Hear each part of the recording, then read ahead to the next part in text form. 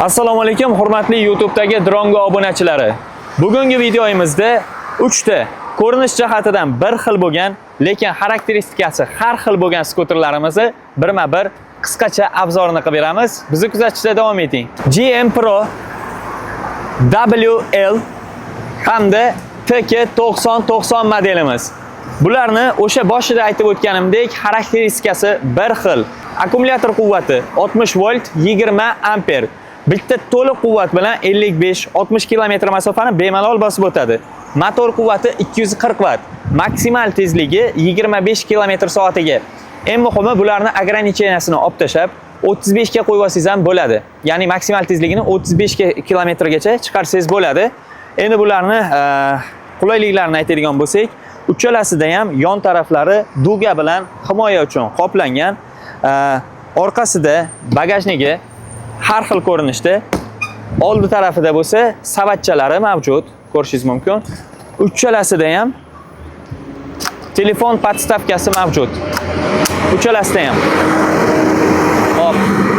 Mashinamiz o'tib ketib olsa, ovozi sal chiqib qoladi. Endi bularni qulayliklarini birma-bir sanab o'tadigan bo'lsam, uchalasida ham mana ko'rishingiz mumkin, cruise control tugmasi, funksiyasi mavjud. Dalniy, blejniy, bokovoylarni hali o'rnatganimiz yo'q. Uchalasida ham bo'ladi. Endi bo'lmasa iloji yo'q narsa.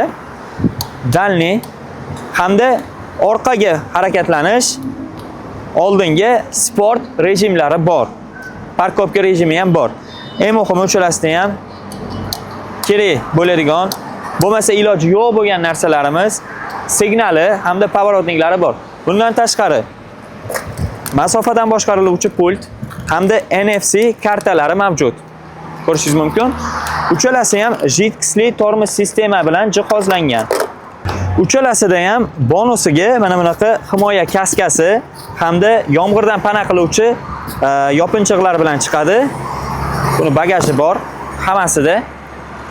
Bu modelimizni GM Pro modelimizni boshqacha ajralib turadigan tarafi, old tarafdan olib ko'rsating. Mana yon taraflarida dugalari, himoya dugalari ajoyib boshqacha ishlangan va oldida mana bunaqa qo'shimcha chiroqlari ham chiqadi. Buni hali to'liq qotirilmagan, shunchaki qo'yib qo'yilgan. Bu modelimizni shaxsan men o'zimga mana bu etlari juda yoqdi. Qaranglar, qizilga qora uyg'unlashgan. Eng muhimi mana bunaqa aporniy deydimi? Agar noto'g'ri gapirib turgan bo'lsam, kommentariyada so'kib ketarsizlar. Mana bu aporniy ko'rinishlari juda chiroyli ishlangan. Boshqalarida ko'rishingiz mumkin, ozgina kichkinaroq. Ozgina emas, unga qaraganda ancha kichkina. Lekin bu degani tormozni to'xtatmaydi degani emas. O'zi jidkisli tormoz bilan jihozlangan, o'zi zo'r to'xtaydi. Faqat menga ko'rinish jihatidan chiroyli, bagati ko'rinar ekan, o'shanisi yoqdi. Endi bu modellarimizni hammasini tashqi ko'rinishini ko'rsatdik, qulayliklarini aytdik, xarakteristikasini aytdik. Agar sizga qaysidir biri ma'qul kelgan bo'lsa, ekrandagi raqamlarga aloqaga chiqing. Butun O'zbekiston bo'ylab cheklanmagan miqdorda kelishilgan holda yetkazdirib beramiz. Narxlari uchalasini ham bir xil, $390 dan. Shuncha qulayliklar bilan $390 atega desak ham bo'laveradi. Eng muhimi, Drongoni YouTube'dagi obunachilari bizni kuzatishda davom etsalaring, bundan ham qiziq skuter, tritsikl, velosiped, samokatlarimiz hali oldinda. Charchamanglar, sog' bo'linglar.